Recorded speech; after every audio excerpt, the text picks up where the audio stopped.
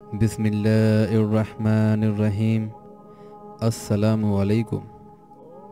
آج میں بیان کروں گا تحکیم ثالثی کا واقعہ۔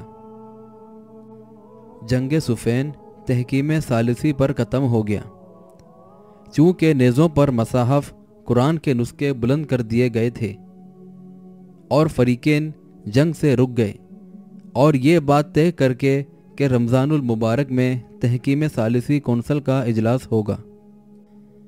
حضرت علی رضی اللہ تعالیٰ عنہ کوفہ اور حضرت معاویہ شام چلے گئے، اور حضرت علی رضی اللہ تعالیٰ عنہ نے حضرت ابو موسیٰ اشعری کو اور حضرت معاویہ رضی اللہ تعالیٰ عنہ نے حضرت عمرو بن عاص کو اپنے اپنے ثالثی نمائندے کے طور پر مقرر کر دیا۔ اور تحکیم ثالثی کونسل کا قصہ اس طرح مشہور ہے کہ حضرت عمرو بن عاص اور حضرت ابو موسیٰ اشعری نے حضرت علی رضی اللہ تعالیٰ عنہ اور حضرت معاویہ رضی اللہ تعالیٰ عنہ دونوں کی معزولی پر اتفاق کر لیا۔ چنانچہ پہلے حضرت ابو موسیٰ اشعری ممبر پر چڑھے اور کہا، میں حضرت علی کو معزول کرتا ہوں اور انہیں خلافت سے یوں جدا کرتا ہوں جس طرح اپنی اس انگوٹھی کو انگلی سے جدا کرتا ہوں۔ پھر انہوں نے اپنی انگوٹھی انگلی سے نکال دی۔ پھر عمرو بن عاص کھڑے ہوئے اور کہا، میں بھی حضرت علی کو یوں ہی خلافت سے معزول کرتا ہوں جس طرح ابو موسیٰ نے کیا، اور میں بھی حضرت ابو موسیٰ کی طرح حضرت علی کو اس طرح خلافت سے جدا کرتا ہوں جس طرح اپنی اس انگوٹھی کو جدا کر رہا ہوں، اور حضرت معاویہ کو اس طرح برقرار رکھتا ہوں جس طرح اپنی اس انگوٹھی کو۔ چنانچہ ایک شور اٹھا اور حضرت ابو موسیٰ غصے ہو کر حضرت علی رضی اللہ تعالیٰ عنہ کے پاس کوفہ جانے کے بجائے مکہ چلے گئے، اور عمرو بن عاص شام کی طرف لوٹ گئے۔ بہرحال یہ من گڑت داستان ہے، اور اسے ابو منخف جیسے قذاب راوی نے گھڑا ہے،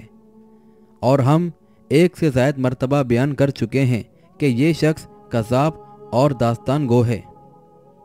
جبکہ صحیح واقعہ وہی ہے جو اہل حق نے صحیح سند کے ساتھ روایت کیا ہے، اور وہ اس طرح ہے کہ تحکیم ثالثی کے موقع پر حضرت عمرو بن عاص حضرت ابو موسیٰ سے ملے اور کہا،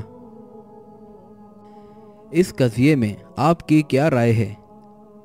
حضرت ابو موسیٰ رضی اللہ تعالیٰ عنہ نے جواب دیا، میرا خیال یہ ہے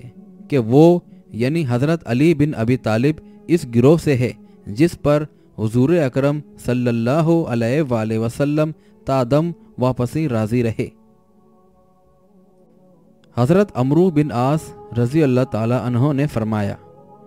آپ مجھے اور معاویہ رضی اللہ تعالیٰ عنہ کو کہاں چھوڑ رہے ہیں؟